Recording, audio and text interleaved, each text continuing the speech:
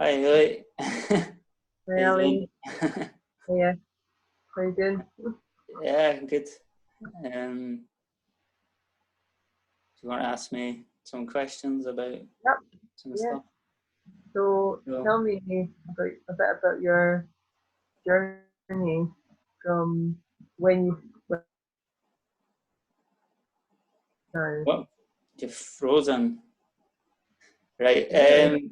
Well, I would say I started becoming aware of sort of like greater reality of things um, uh, back in 2007. And it started from an email that a friend at work sent me of like a YouTube clip from a thing called Zeitgeist, and it was all about like the bankers and banking control and that. Yeah, That that was. fascinated me, and then I just went down the rabbit hole looking into like all the like controlling families and stuff. So I like started opening me up to like the control of money supply on the planet and these ruling families and stuff. Um, and so I got into like some of the darker stuff first before like connecting with the the lighter side of things, shall we say. Yeah. So how did it Um, feel to go into the darky stuff? yeah, well, it sort of led to me watching more YouTube stuff, and then I came across like some of the David Icke uh, presentations. I would sit and watch them like several hours long, some of them. Um, and at the time, I was like 7 years into my relationship with my fiance at the time, and yeah, didn't go down well. The fact that I was getting into all this so-called conspiracy stuff. um, Do you think it was beneficial for you to go into those kind of rabbit holes? oh yeah, definitely. Yeah, it was like uncovering a lot of like shadow elements to like overcome fear of certain stuff. But yeah, it was definitely was a necessary part of my journey, but probably different from other people. You know, just depends. Yeah, what would you say to other people that kind of refuse to go Into into the the shadow dark? and investigate that. Yeah. I would say they can't fully integrate their energetically. They're not going to be able to fully integrate their like soul essence because everyone's got shadow and they've got to face it. Because these reflections of reality are just actually aspects of ourselves, which are like in the unconscious. Until they come to the light of consciousness, we're still going to act out of aspects of our shadow. Mm-hmm. And energetically, we're going to attract that vibrationally to us until we heal it and clear it, you know, Did you integrate it. experience that yourself? I would say I have done a lot of work in that sense over the last 10, 13 years, but by no means am I done. still, still overcoming some deep-rooted unconscious fears. One of them being doing stuff like this, putting myself out there in public. Why Big do you feel challenge. the why do you feel the need now to put yourself out there? By the I feel The need to put yourself out there now. I feel guided to do it now because of the amount of time I've spent studying all this information, and I just feel the universe is like saying, yeah, you can't put off any longer. It's time to like share your perspective of your truth, you know, with other What kind people of who things? are going to resonate with it. Yeah. Put it out there, kind of, yeah. Been What kind of things do you want to share? well. Hopefully, I want to be able to share some of the information that I got into after, like looking into the shadow aspects, like after I sort of like went down the rabbit hole for a good few years, looking into like people like say David Icke and Jordan Maxwell and Fritz Springmeier, who covered all that sort of information. I then like discovered like books on sacred geometry, like Secrets of the Ancient Flower of Life.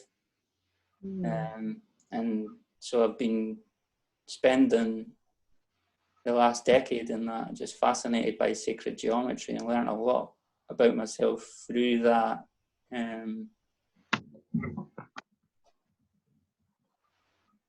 Modality, shall we say. Do you think that people would benefit from having the knowledge of sacred geometry? And if so, in what way? I think it's a good subject for bridging the gap between the left and right hemisphere of the brain, because it's quite logical, but it's also visual as well. So it's connected with alchemy, biology, and physics. So the sciences are incorporated in it, but it's like explained through the Platonic solids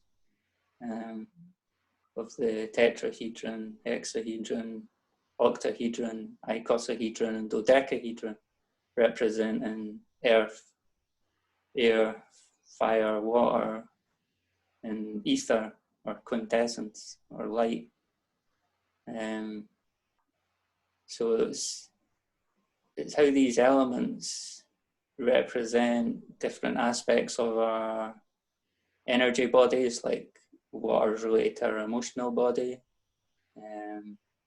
fire, intuitive spirit, earth, our physical body, carbon-based body, and air to do our mental body.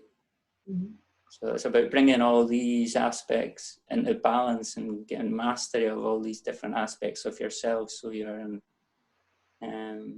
equilibrium and you're a cohesive whole.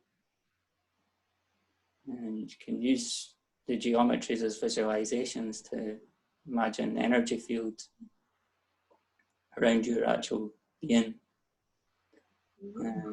Yeah. So yeah, Secret, the Ancient Flower of Life was like one of the first books that I read. And then I started getting more into like the science side based stuff, reading books like by David Wilcock, the Source Field Investigations, which is like it's got all these different proofs basically that there is like this energy field which permeates all things, and it's like sort of scientifically backed up by experiments, like numerous examples in the book, which makes it like, proves it beyond doubt. It does exist even though you can't see it. So that was his first book. And I came around that about 2011, I think. I first saw him on a YouTube thing, Project Camelot, with Kerry Cassidy. And yeah, it's a really great book for people to check out if they want proof of the energy field. Sorry. Would that be one of the books that you would recommend as a, for yeah, people? definitely. Yeah. It's like Source Field Investigations. And with people that are just kind of starting off this path, how do you to understand it? Is it complicated? Well, I did, and I was like, I was able to follow it. I think it's written in quite a simplistic enough way. Yeah, people can understand it. Yeah. Any other recommendations for beginners? Or maybe that's So, for another video. aye, yeah, well, I could a couple. Like, for example, few maybe a couple of years later after that, was when I started like consciously being aware of more like sort of galactic aspects, and I was like watching YouTube videos which were like channels by a guy called Sheldon Nidal and Salusa, who were like, it was like channeling from Sirius from the Galactic Federation of Light. And then so that was sort of like coming into my conscious, the whole like sort of star seeds thing. And that would have been, yeah, You about say something more about the Galactic Federation the of Light. Galactic Federation of Light. Well, it depends on who you listen to. A lot of people think that they're like here for like humanity, help them with the ascension, and then there are other people who have like the polar opposite view. It's like, no, it's all false light, you know. But in a polarity reality, you're always going to have that, you know. It's just the perspective of how like the person perceives it and what resonates with you, you know.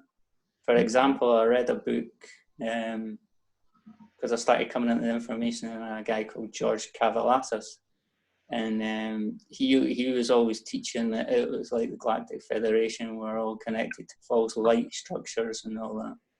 And it was a really good book, though. It was a fascinating read. This one here, Our Universal Journey, George Kavalasis. Um, but it's pretty like deep and complicated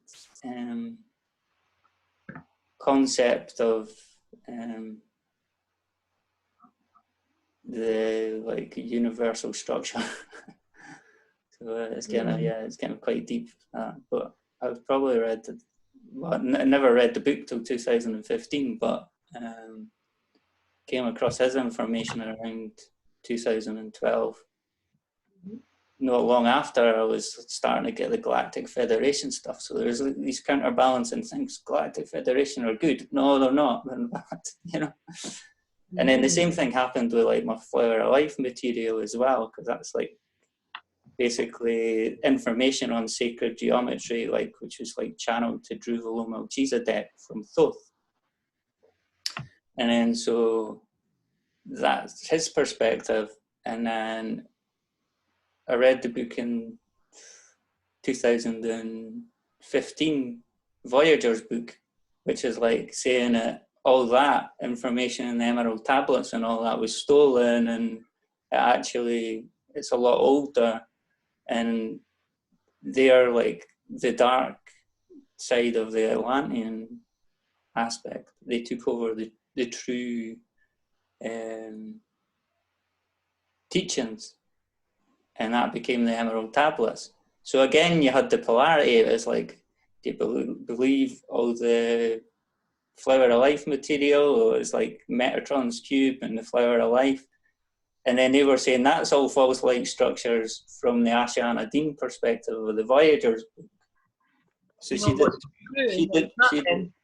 That's the Voyagers. That's the volume 1, but she did a one called volume 2 as well, and it's like it's her perspective on a galactic history and our past, and how we've been manipulated into like basically not only genetically but into believing a false history of humanity, which goes back billions of years according to her, you know.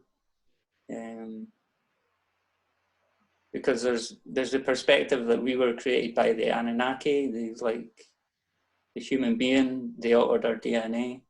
Is that what you believe? I believe that happened at some point, yeah. Yeah. I believe there's a lot. The actual like human blueprint goes back further before that manipulation. We actually had like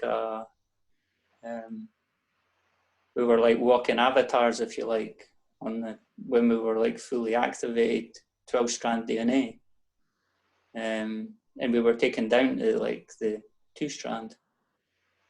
To like completely limit us. But so these are like the gods, basically, they talk about in the cuneiform tablets going back to ancient Sumer and Mesopotamia, which is like the area of Iran and Iraq is now. And again, it's polarity, and at the end of the day, like after reading all this stuff and absorbing all the informations and the two polarities, all this different spiritual information, I came to the conclusion that it's just people's like conscious perspective.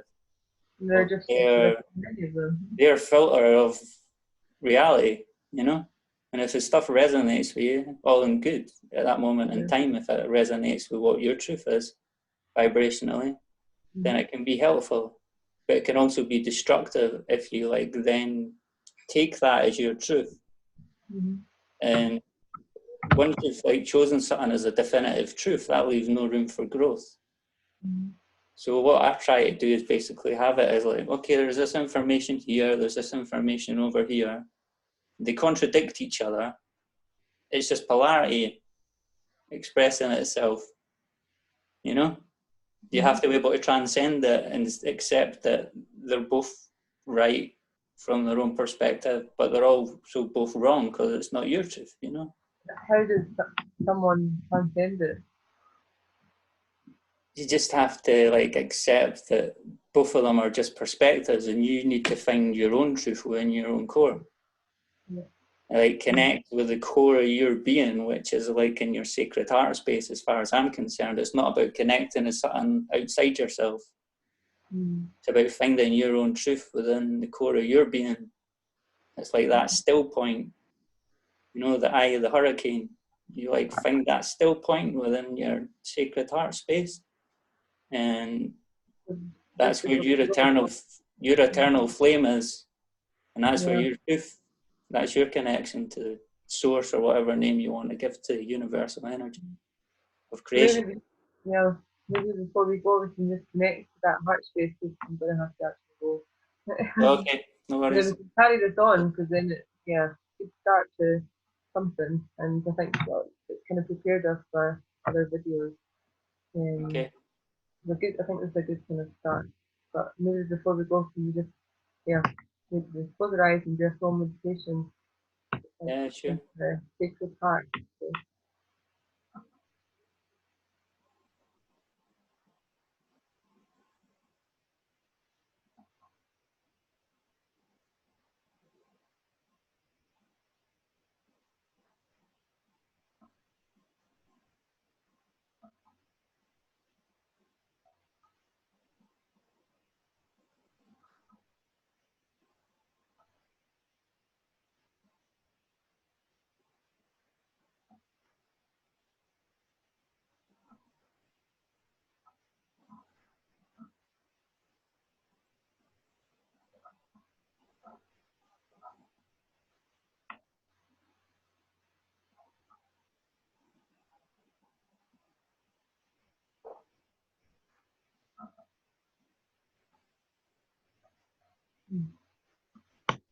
Okay, Ellie. Thanks, Thanks for Ali. doing this. Thank Okay. you so much. See you soon. Yeah. Bye. Bye. Much love. Bye.